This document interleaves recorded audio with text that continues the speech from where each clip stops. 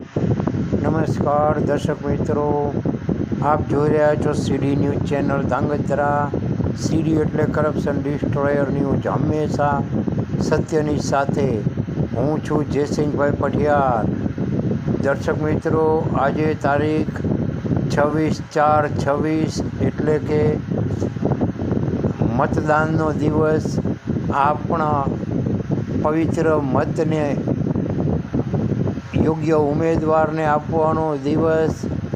ત્યારે આપ જોઈ શકો છો કે ધાંગધ્રાના દરેક વોર્ડની અંદર મતદાન શરૂ થઈ ચૂક્યું છે, પરંતુ છૂટાછવાયા લોકો આવે છે અને મતદાન કરીને જાય છે. પણ જે મતદાન થવું જોઈએ તેટલું થયું નથી. ત્યારે આપણે જોઈશું કે આ મતદાનની અંદર પણ મત કરવા માટે પણ લોકોની કોઈ ઉત્સુકતા કે કોઈ પોતાની પવિત્ર ફરજ બજાવવાની ઉત્સુકતા દેખાતી નથી. ત્યારે પોલીસ વિભાગે પણ સારો એવો બંદોબસ્ત ગોઠવ્યો છે. શાંતિપૂર્ણ મતદાન દરેક વોર્ડમાં થઈ રહ્યું છે. અમુક જગ્યાએ ફરિયાદો ઉઠી હતી કે અહીંયા નકલી મત નખાવવામાં આવી રહ્યા છે. તેનો પણ પોલીસ વિભાગને જાણ કરી દેવામાં આવી છે અને તે ફરિયાદો પણ બંધ થઈ ગઈ છે. ત્યારે ઘણી જગ્યાએ જોવામાં આવ્યું છે કે છૂટાછવાયા મતદારો આવે છે અને જે મતદાન સવારે 11 વાગ્યા સુધીમાં મોટાભાગનું થઈ જવું જોઈએ તે પ્રમાણે પબ્લિક દેખાણી નથી. દરેક બૂથના હું આપને સમાચાર દેખાડીશ.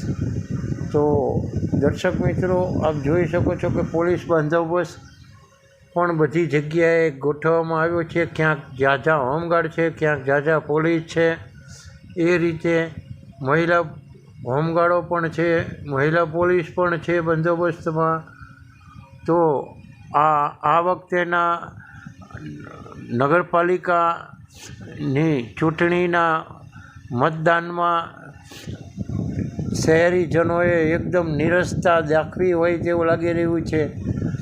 ત્યારે બપોરે 1 વાગ્યા સુધીનું મતદાન 26% જેવું સરેરાશ નોંધાયું હતું. તો બપોરે 1થી તે 4 વાગ્યા સુધી તો તડકો હશે, એટલે આમ પણ મતદાન વધવાનું નથી. હવે 4થી 6ની અંદર 2 કલાકની અંદર જે બાકીનું મતદાન થાય છે અને આ મતદાન કરાવવા માટે અને આ આપણા પૂર્વ કેબિનેટ મંત્રી I.K. જાડેજા સાહેબ પણ ખૂબ રસ લઈ રહ્યા છે. તે પણ આપ જોઈ શકો છો કે જયસિંહભાઈ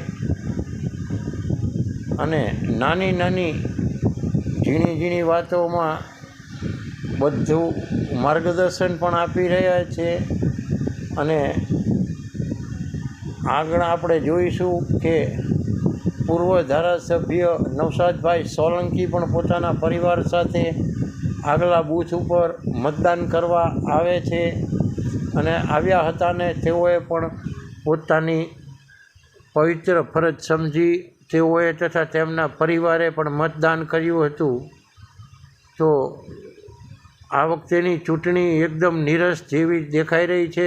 અત્યારે બપોરના 11-12 વાગ્યાની આસપાસ તો આપ જોઈ શકો છો કે કોઈ એટલું બધું મતદાન દેખાતું નથી. છૂટાછવાયા લોકો આવતા જાય છે તેમ મત આપીને બૂથમાંથી બહાર નીકળી રહ્યા છે અને પોતાના મનપસંદ ઉમેદવારોને મત આપી રહ્યા છે. તો આમાં સાંજ સુધીમાં 50% મતદાન થાય તેવી શક્યતા દેખાઈ રહી છે. ત્યારે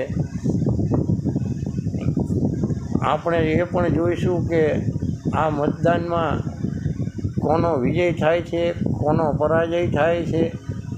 અને મતદાન વખતે જે લોકોએ જાગૃતતા દેખાડવી જોઈએ તેવી જાગૃતતા બિલકુલ દેખાતી નથી.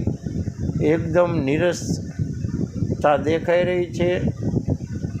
નહીંતર ખરેખર તો સવારે 11 વાગ્યા સુધીમાં મોટાભાગનું મતદાન થઈ જવું જોઈએ.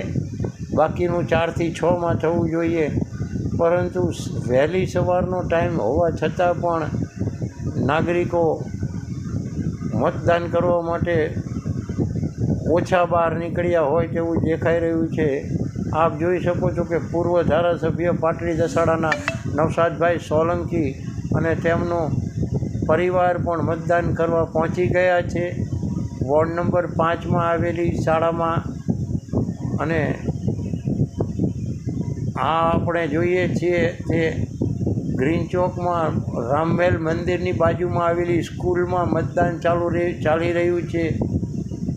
તે પણ ત્યાં પણ કોઈ છૂટાછવાયા મતદારો આવે છે અને મતદાન કરીને બહાર નીકળતા પણ જણાઈ રહ્યા છે. તો આ વખતેની ચૂંટણીમાં જનતાને થઈ ગયું છે શું તે ખબર નથી પડતી. કેમ લોકો મતદાન મથક પર મોટી સંખ્યામાં આવતા નથી. આપ એ પણ જોઈ શકો છો કે કોઈ જગ્યાએ વોર્ડ નંબર 5માં ગરદી દેખાઈ હતી કે જ્યાંના મતદારો ખૂબ જાગૃત છે અને ઝાઝામાં ઝાઝી સંખ્યા વોર્ડ નંબર 5માં પણ દેખાઈ છે. ત્યારે એ સિવાય ક્યાંય કંઈ મતદારો દેખાયા નથી. છૂટાછવાયા મતદારો આવે છે. આપણે જ્યારે આ વિડીયો શૂટ કરવા ગયા ત્યારે ધ્રાંગધ્રાનું 10% મતદાન પણ થયું નહોતું પૂરું અને 9:30નો ટાઈમ થઈ ગયો જ્યારે આપણે આ શરૂઆત કરી હતી શૂટિંગ ઉતારવાની. ન્યૂઝ લેવા માટે દરેક બૂથ ઉપર આપણે ફર્યા. આ પે સેન્ટર શાળા છે જે આપ જોઈ શકો છો કે મતદારો કોઈ દેખાઈ નથી રહ્યા. અમુક મતદારો અંદર ગયા છે જે મતદાન કરવા માટે અજીતસિંહ સ્કૂલની આપ આ પરિસ્થિતિ જોઈ શકો છો કે કોઈ પણ મતદાર બહાર દેખાતું નથી. આ બસ સ્ટેન્ડની સામે આવેલી નવી અજીતસિંહ સ્કૂલ છે.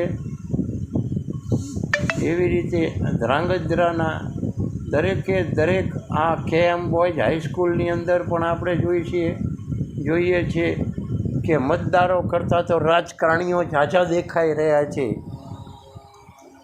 રાજકારણીઓના ટોળાઓ અને ઉમેદવારોના સમર્થકો છે તેઓના ટોળા દેખાઈ રહ્યા છે છતાં કોઈ પણ મતદારો દેખાઈ નથી રહ્યા અને બૂથ ખાલી છે. તો આપણી ધ્રાંગધ્રાની જનતાને થયું છે શું? 11 વાગ્યા છતાં પણ જેટલી જોઈએ એટલા પ્રમાણમાં મતદાન નથી થયું. મતદારો મથક ઉપર આવતા નથી દેખાયા. છૂટાછવાયા મતદારો આવે છે અને તેઓ મતદાન કરીને નીકળી જાય છે. તો આપણે આપણી પવિત્ર ફરજ સમજીને મતદાન કરવું જોઈએ, અચૂક કરવું જોઈએ. મતદાન કરવાથી વિખૂટું ના રહેવાય. આપણી પવિત્ર ફરજ છે. 5 વર્ષે એક વખત જ્યારે ચૂંટણીઓ આવે છે ત્યારે આપણે મતદાન કરવાનો મોકો મળે છે અને અમુક વોર્ડના લોકોને જેમ કે વોર્ડ નંબર 1 અને વોર્ડ નંબર 8ના કમસે કમ 15-16 હજાર જેટલા મતદારોને તો મતદાન કરવાનો અધિકાર પણ રહ્યો નથી. કેમ કે ત્યાંની બેઠકો બિનહરીફ કરાવવામાં આવી કે થઈ છે તે પણ એક તપાસનો વિષય છે. તો જ્યાં મતદાન કરવાનો લોકોને મોકો મળ્યો છે, જ્યાં બિનહરીફ નથી થઈ તે વોર્ડની જનતાએ જાગવું જોઈએ અને સાંજ સુધીમાં 100% મતદાન થાય તેવી રીતે મતદાન મથકો પર પહોંચી જવું જોઈએ. હું જયસિંહભાઈ ભઢિયાર, CD ન્યૂઝ ચેનલ એડિટર, ધ્રાંગધ્રાની તમામ જનતાને અપીલ કરું છું કે મહેરબાની કરી અને આપ જ્યાં મતદાન કરવા જાઓ છો, જે મતદાન મથક પર આપનો દર વખતે ચૂંટણીમાં મતદાન કરવા જાઓ છો ત્યાંમાં વહેલી તકે આપ પહોંચી જાઓ અને મતદાન કરો, જેથી કરીને આપણી આ મતદાન કરવાની ફરજ ચૂકી ન જવાય. અને આપ પણ જોઈ શકો છો કે કર્મચારીઓ પણ આરામ ફરમાવી રહ્યા છે અને અમુક ઠેકેદારો જે અંદર સુધી બેઠેલા હોય છે તેઓ પણ પોતપોતાનું કાર્ય કરી રહ્યા છે. મતદારો મત દઈને બહાર આવી રહ્યા છે. અમુક મતદારો અંદર જઈ રહ્યા છે. તો ધ્રાંગધ્રાની સુરત ખરેખર બદલી ગઈ છે. આવી નીરસ ચૂંટણી એક પણ વાર થઈ નથી. એનું કારણ ભ્રષ્ટાચાર જ હોઈ શકે અને લોકોને ચૂંટણી પર વિશ્વાસ ઉઠી ગયો હોય તો જ આવું નીરસ વાતાવરણ દેખાઈ શકે. જ્યાં ખરેખર 11 વાગ્યાની આજુબાજુમાં લાઈનો હોવી જોઈએ મતદારોની, ત્યાં અત્યારે મતદારો પણ બિલકુલ દેખાઈ નથી રહ્યા.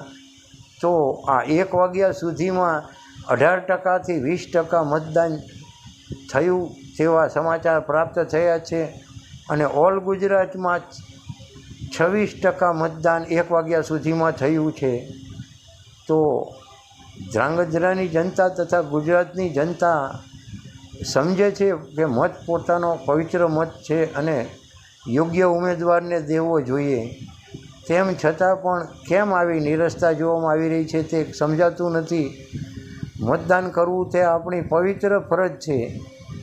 તો ભાઈ અને આખા શહેરની જનતાએ તાત્કાલિક અસરથી નીકળવું જોઈએ. અમને આ બ્રેકિંગ ન્યૂઝ આપતા પણ ખરેખર અફસોસ થાય છે કે ધ્રાંગધ્રાની જનતા 11 વાગ્યા સુધીમાં તો બધી મતદાન મથકો પર લાઈનો લગાવતી હતી, તેને બદલે આ એક પણ વોર્ડના મતદાન મથક પર ક્યાંય લાંબી લાઈન જોવા નથી મળી અને આખરે સાંજ સુધીમાં 50% મતદાન થાય તો પણ ઘણું કહેવાય એવી પરિસ્થિતિ અત્યારે દેખાઈ રહી છે. અત્યારે આપ જોઈ શકો છો કે છૂટાછવાયા મતદારો મતદાન કરી રહ્યા છે. આભાર.